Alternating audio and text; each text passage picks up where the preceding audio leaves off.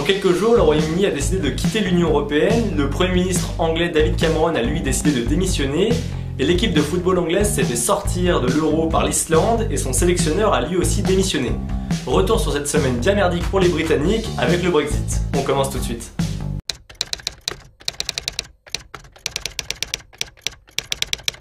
Le 23 juin, le Royaume-Uni a donc décidé de tourner le dos à l'Europe avec 51,9% des suffrages exprimés lors du référendum. Petit retour sur cette relation tumultueuse entre le Royaume-Uni et l'Union Européenne. À la sortie de la guerre, et malgré les sollicitations européennes, le Royaume-Uni n'a pas voulu rentrer dans la CEE, l'ancêtre de l'Union Européenne. Il a fallu attendre 1973 pour les voir enfin rentrer dans l'UE. L'entrée du Royaume-Uni dans l'Europe a été plutôt longue puisque le général de Gaulle a sorti plusieurs fois son veto pour empêcher leur adhésion, mais en 1975, 67% des Britanniques ont répondu oui à l'Europe lors d'un référendum organisé. Sous le mandat de Margaret Thatcher, la dame de fer conservatrice, l'Union Européenne et le Royaume-Uni vont avoir leur première tension.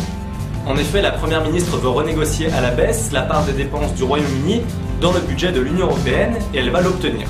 Le Royaume-Uni va avoir la tendance à opter pour une Europe à la carte en choisissant les options qui lui conviennent et en refusant les options politiques qui ne lui conviennent pas. C'est ainsi que le Royaume-Uni ne va pas prendre part à l'espace Schengen pour la libre circulation des personnes et va également refuser l'euro.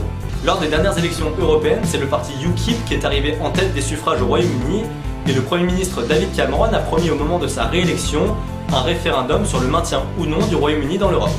Historiquement, le Royaume-Uni n'a jamais voulu que l'Europe les domine, ils ont toujours voulu une Europe des nations qui garderait leur souveraineté et n'était pas en adéquation avec le projet politique actuel. Du côté des partisans du départ de l'Union Européenne, on avait Boris Johnson, l'ancien maire conservateur de Londres, et on avait également Nigel Farage, le leader de UKIP, le parti eurosceptique. Du côté des partisans du maintien dans l'Union Européenne, beaucoup de personnalités se sont engagées et ont donné leur position. C'est le cas du footballeur David Beckham ou de l'auteur de Harry Potter, J.K. Rowling. Malheureusement pour eux, c'est le camp du Leave qui l'a emporté avec 51,9% des voix et 1 300 000 voix d'avance. 33 millions de personnes ont voté pour un taux de participation à 73%. Les résultats du référendum révèlent quelques fractures sociales puisque les zones riches et aisées ont voté majoritairement pour le maintien dans l'Union Européenne. C'est le cas de la ville de Londres où 7 des 10 zones de la capitale ont voté à plus de 75% pour le maintien dans l'Union Européenne. Par contre, les zones pauvres et défavorisées, elles, ont plutôt majoritairement voté pour un départ. Autre fracture sociale, celle entre les jeunes et les moins jeunes, puisque les 18-24 ans ont voté environ à 75% contre la sortie, mais malheureusement, ils n'ont pas pu décider de leur avenir. La dernière fracture sociale peut mettre en péril l'unité du Royaume-Uni, puisque l'Irlande du Nord a voté à 55% en faveur du maintien, et l'Écosse à plus de 60% également en faveur du maintien, l'Écosse qui pourrait par ailleurs redemander cette fois son indépendance et pourrait l'obtenir. Une pétition circule sur internet pour exiger un second référendum, elle a été signée près de 4 millions de fois. Selon elle, le premier référendum n'est pas légitime puisque le taux de participation est inférieur à 75% et que la majorité est inférieure à 60%.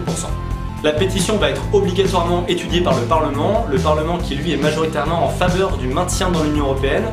Ça illustre un petit peu toute la fracture maintenant qu'il y a entre les élus et la population, une population qui elle apparemment est en faveur du départ de l'Europe, mais les élus, les personnes qui ont été élues par le peuple sont elles en faveur d'un maintien dans l'Europe, c'est un petit peu tout le paradoxe de ce référendum. Après la victoire de son camp, l'eurosceptique Nigel Farage a néanmoins avoué que l'un des arguments phares du camp du Leave était en réalité faux.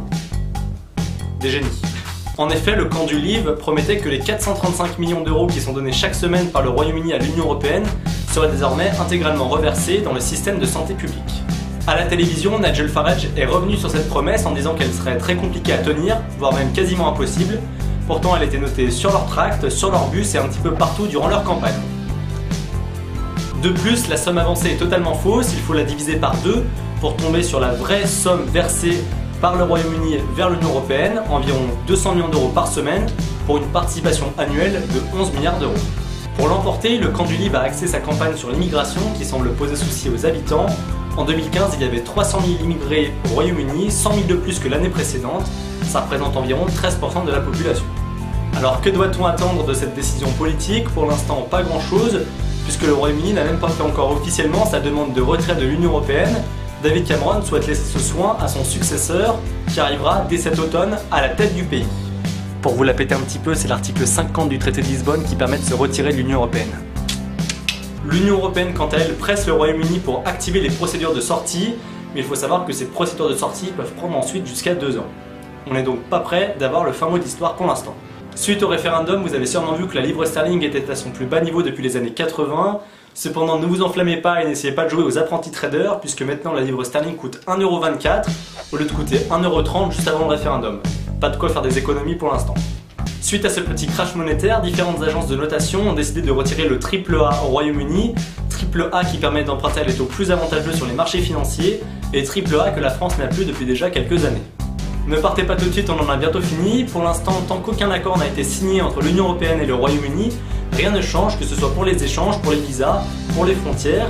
Il faudra attendre les premières négociations de sortie pour savoir à quoi va ressembler le futur partenariat.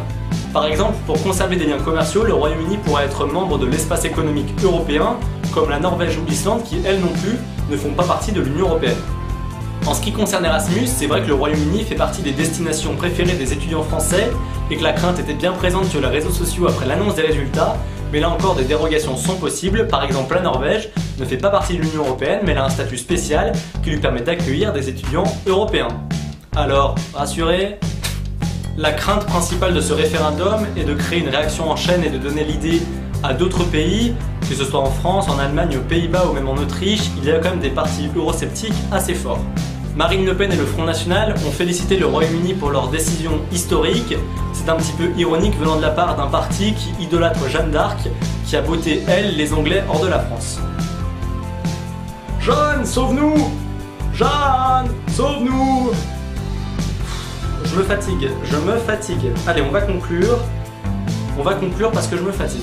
Pour conclure, hormis le fait que l'Angleterre a été mauvaise à l'Euro de football, l'Union Européenne est en pleine crise de confiance, il va falloir se remodeler, se remettre à jour, revoir ses lois, ses traités, comme l'exigent plusieurs partis européens, pour essayer de répondre le plus possible aux attentes des peuples. C'est beau. Que c'est beau. C'est beau. Néanmoins, si la sortie du Royaume-Uni de l'Union Européenne se passe bien, cela pourrait donner un argument de taille aux partis eurosceptiques dans différents pays. Allez, on en a fini, cette vidéo a peut-être été un peu plus longue que la moyenne, mais il y avait beaucoup de choses à débriefer. Il y a... Ta gueule! Allez, on en a fini, c'est possible que cette vidéo était un petit peu plus longue que prévu, mais il y avait beaucoup de choses à expliquer et à débriefer, j'espère que vous le comprendrez et que vous aurez appris certaines choses. Comme d'habitude, vous pouvez vous abonner en cliquant par ici, à me rejoindre sur les réseaux sociaux, les liens sont dans la barre d'infos, à commenter, liker, partager la vidéo si elle vous a plu. Quant à moi, je vous donne rendez-vous la semaine prochaine pour une nouvelle vidéo comme d'habitude. D'ici là, portez-vous bien. Ciao. Allez. Ouh. You. Salut à tous, après avoir parlé dernièrement des agressions sexuelles dans le monde de la politique, parlons maintenant d'un sujet tout aussi joyeux, celui de la pédophilie dans les églises.